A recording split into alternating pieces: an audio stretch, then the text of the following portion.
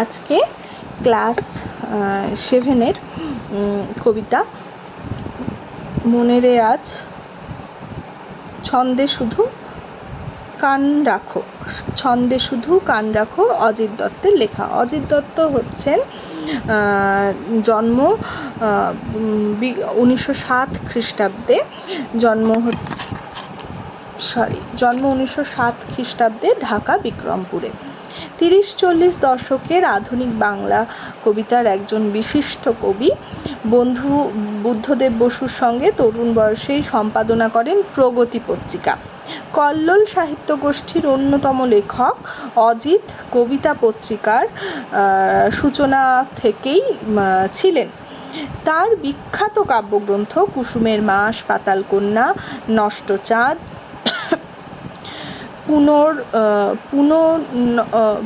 পুনর্নবা, ছড়ার বই, ছায়ার আলপনা প্রভৃতি।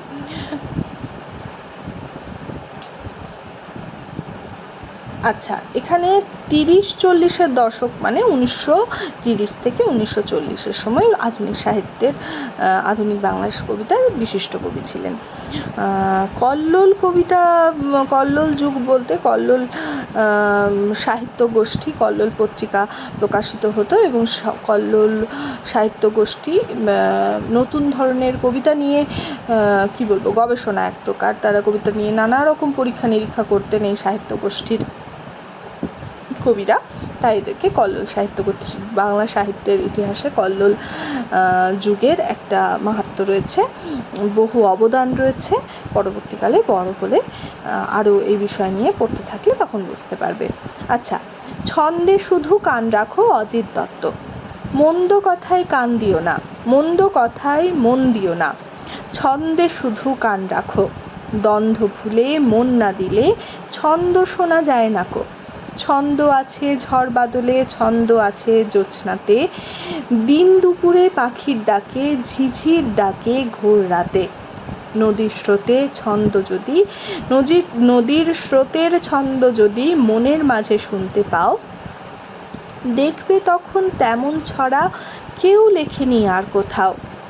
ছন্দ বাজে মোটর চাকায়, ছন্দে চলে রেলগাড়ি, জলের ছন্দে তাল মিলিয়ে নৌকো জাহাজ দেয় পারি।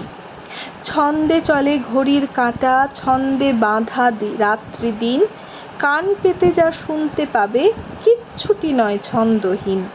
সকল ছন্দ শুনবে যারা কান পেতে আর মন পেতে, চিনবে তারা ভুবনটাকে ছন্দ সুরের সংকেতে। মনের মাঝে জমবে মজা, জীবন হবে পদ্যময়, কান না দিলে ছন্দে যেন পদ্য লেখা সহজ নয়।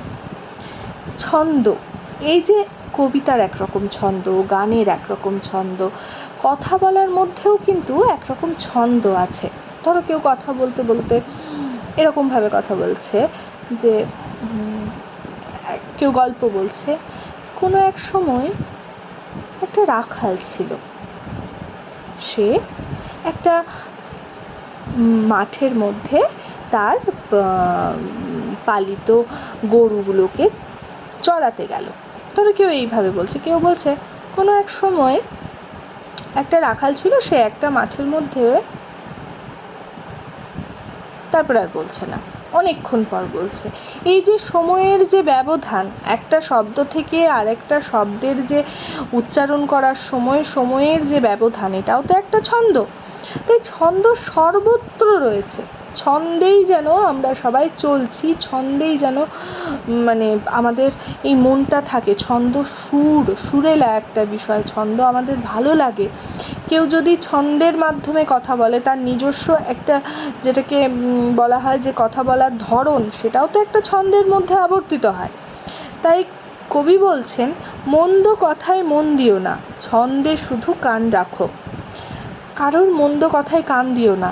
মন্দ কথা শুনলে নিজের অশান্তি বাড়ে, নিজের কষ্ট হয়, নিজের ভালো লাগে না। তাই মন্দ কথায় তুমি কানই দিও না। তুমি কানটা কোথায় দাও? তুমি ছন্দে গান দাও।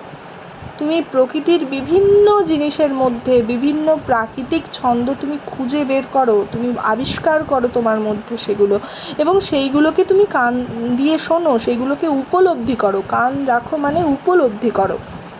দ্বন্দ্ব ভুলে মন না দিলে ছন্দ শোনা যায় না কো। দ্বন্দ্ব অর্থাৎ এই ঝগড়া বিবাদ ঝামেলা, কেউ মন্দ কথা শুনলে পরে তোমারও দুটো মন্দ কথা বলতে ইচ্ছে করবে তাকে। এই মন্দের যে একটা চর্চা, সেইগুলো থেকে তুমি সেগুলোকে ভুলে যাও। কে তোমাকে কি বলছে, কটা মন্দ কথা বললো, কটা বাজে কথা বললো, তুমি শুনোই না। তোমার কানে না আসলে তুমি বিরক্তও হবে না, সেটা তোমাকে আন্দোলিতও করতে পারবে না। তাই দ্বন্দ্ব ভুলে তুমি ছন্দে কান রাখো। দ্বন্দ্ব না ভুললে পরে ছন্দ শোনা যায় না। ছন্দ আছে ঝড় বাদলে, ছন্দ আছে জ্যোৎস্নাতে। প্রকৃতিপ্রেমী কবি কি বলছেন? বলছে ঝড় বাদলের মধ্যেও একটা ছন্দ আছে, ঝড়ও নিজের স্রোতে নিজের ছন্দে বয়ে চলে। বাদল বৃষ্টির যে আওয়াজ, তার মধ্যেও ছন্দ আছে। তো তুমি সেই ছন্দটাকে উপলব্ধি করো, ছন্দটাকে মন দিয়ে কান পেতে শোনো, সেটাকে বোঝার চেষ্টা করো। জ্যোৎস্না রাতে একটা মিষ্টি ছন্দ আছে, ঝিঝি পোকা ডাকে, জ্যোৎস্না রাতের যে পরিবেশ, সেটারও একটা ছন্দ রয়েছে, সেটারও একটা সুন্দর কি বলবো, একটা ছন্দে আবর্তিত হয় সেটা। দিন দুপুরে পাখির ডাকে, ঝিঝির ডাকে ঘোর রাতে। দিন দুপুরে পাখির ডাকে, ঝিঝির ডাকে ঘোর রাতে। ঝিঝি পোকা ডাকে, সেই ঝিঝি পোকার দিনের বেলা যে পাখিরা ডাকে, পাখিরাও যেন একটা ছন্দের সাহায্যে ডাকে। পাখিদেরও একটা পাখিরাও একটা ছন্দে ডাকে। রাত্রেবেলা ঝিঝিও একটা ছন্দে ডাকে, ঝিঝি পোকাও যেন একটা ছন্দে যেতে ডাকে। নদীর স্রোতের ছন্দ যদি মনের মাঝে শুনতে পাও, নদীর স্রোতের ছন্দ তুমি যদি তোমার মন দিয়ে শুনতে পাও, পরবর্তীকালে নদীর স্রোতের ছন্দটা তুমি ধরতে পারো, এবং পরে যদি সেই ছন্দটা তোমার মন দিয়ে তুমি অনুভব করতে পারো, তোমার মনে হচ্ছে যে তুমি একলা বসে আছো, তুমি মনের মধ্যে সেই নদীর স্রোতটাকে শুনতে পাচ্ছ, এবং তার যে একটা ছন্দ রয়েছে, তার যে একটা সুরেলা আভাস রয়েছে, সেটা তুমি উপলব্ধি করতে পারো। দেখবে তবে তেমন ছড়া কেউ লেখেনি আর কোথাও। তাহলে তুমি বুঝতে পারবে সেরকম ছড়া, সেরকম পদ্য, আমরা তো মনে করি পদ্যের মধ্যে ছড়ার মধ্যেই ছন্দ রয়েছে, তাহলে তখন তুমি আসল পদ্য বা আসল ছন্দটা বুঝতে পারবে যে কেউ এমন ছড়া লেখেনি। ছন্দ বাজে মোটর চাকায়, ছন্দে চলে রেলগাড়ি, জলের ছন্দে তাল মিলিয়ে নৌকো জাহাজ দেয় পারি। কি বলছে? ছন্দ বাজে মোটর চাকায়, মোটর গাড়ি, বিভিন্ন গাড়ি যেগুলো মোটর দিয়ে চলে, সেই গাড়িগুলোও যেন একটা ছন্দে চলে। ছন্দে কি চলে? রেলগাড়ির যে পু ঝিক ঝিক ঝিক ঝিক যে একটা আওয়াজ, সেটাও তো একটা ছন্দেই চলে। অনেকে রেলগাড়ির আওয়াজ শুনতে খুব ভালো লাগে, তো দূর থেকে রেলগাড়িটা যখন আসে তখন আওয়াজটা কি মিষ্টি লাগে। তো সেই রেলগাড়িও ছন্দে চলে। জলের ছন্দে তাল মিলিয়ে নৌকো জাহাজ দেয় পারি। জলের ছন্দের সঙ্গে তাল মিলিয়ে, জলের ছন্দের সঙ্গে নৌকো জাহাজ এগুলো চলতে থাকে। ছন্দে চলে ঘড়ির কাঁটা, ছন্দে বাঁধা দিন রাত্রি। ঘড়ির কাঁটা এক সময়ের ব্যবধানটা কেমন? ঘড়ির কাঁটার সময়ের ব্যবধান এক চুল এদিক ওদিক হয় না। দিন রাত্রির যে সময়ের যে ব্যবস্থা, সেটাও এক চুল এদিক ওদিক হয় না। আস্তে আস্তে দিন বাড়ে, হুট করে দিন বেড়ে যায় না। আস্তে আস্তে রাত বাড়ে, হুট করে রাত বেড়ে যায় না। এই সমস্ত কিছু যেন একটা ছন্দে বাঁধা, টিক টিক টিক টিক করে ঘড়ির কাঁটা চলে। সেই ঘড়ির কাঁটার সঙ্গে সঙ্গে যেন দিন রাত্রি পরিবর্তিত হচ্ছে, কিন্তু সবই একটা নির্দিষ্ট সময়ে, নির্দিষ্ট ছন্দে, নির্দিষ্ট সময়ের ব্যবধানে সুন্দরভাবে চলছে। সব কিছু যেন একটা ছন্দ রয়েছে। কান পেতে যা শুনতে পাবে কিচ্ছুটি নয় ছন্দহীন। কান পেতে অর্থাৎ মন দিয়ে সেটাকে যদি তুমি শুনতে পাও, উপলব্ধি করতে পারো, তাহলে দেখবে, বুঝতে পারবে কিচ্ছুটি ছন্দহীন নয়। কোনো কিছুই এই পৃথিবীতে যেন ছন্দহীন নয়। সকল ছন্দ শুনবে যারা, কান পেতে আর মন পেতে, চিনবে তারা ভুবনটাকে ছন্দ সুরের সংকেতে। কি বলছে? যারা সকল সময় যারা এই ছন্দ শুনতে পাবে, ছন্দটাকে উপলব্ধি করতে পারবে, কান পেতে মন পেতে, অর্থাৎ মনটাকে তো একটা জায়গায় আনতে হবে, স্থির করতে হবে, মনের মধ্যে সেই সংযোগটা আনতে হবে, দিয়ে কান পেতে শুনবে। তো এই কান পেতে আর মন পেতে সকলে যখন এই ছন্দটাকে শুনবে, বুঝতে পারবে, তো তারা চিনবে, তারা এই ভুবনটাকে অর্থাৎ এই পৃথিবীটাকে চিনতে পারবে। কি করে চিনবে?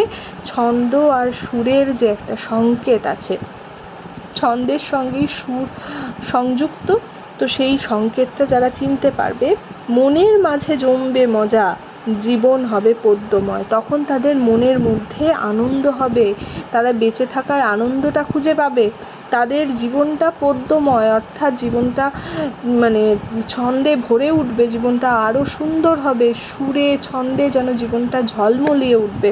তারা জীবনের প্রত্যেকটি সেকেন্ড, প্রত্যেকটি ক্ষণ যেন জীবনটাকে উপভোগ করবে।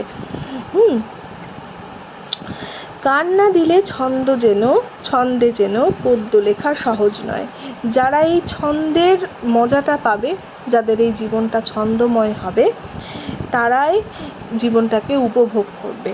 আর যদি ছন্দ না জানো, যদি কান না দাও, যদি এই প্রকৃতির ছন্দ, প্রকৃতির সুরটা ধরতে না পারো, তাহলে প্রকৃতিও তোমার ভালো লাগবে না, তোমার জীবনেও ছন্দ আসবে না, এবং তোমার মধ্যেও ছন্দ আসবে না, তুমিও পদ্য লিখতে পারবে না। পদ্য লেখা কিন্তু সহজ নয়। অর্থাৎ প্রকৃতিপ্রেমী না হলে সাহিত্য আসে না, ছন্দ আসে না। ছন্দকে ভালো না বাসতে পারলে, ছন্দটা বুঝতে না পারলে, প্রকৃতির যে আবর্তন বিবর্তন, প্রকৃতির যে ছন্দ, প্রকৃতির যে মূল্য, সেটা যদি তুমি বুঝতে না পারো, তাহলে তোমার পক্ষে পদ্য লেখা কখনোই সহজ নয়। কেমন, আশা করছি তোমাদের ভালো লাগলো, জানিও কেমন লাগলো। আর মন দিয়ে পড়াশোনা করো, ভালো, এত সুন্দর সুন্দর কবিতা পড়তে আমাদের সকলেরই ভালো লাগে। আজকের মতো টাটা। কেমন হয়েছে, কেমন লাগলো, যদি কোনো ভালো লেগে থাকে তাহলে বলো, জানিও।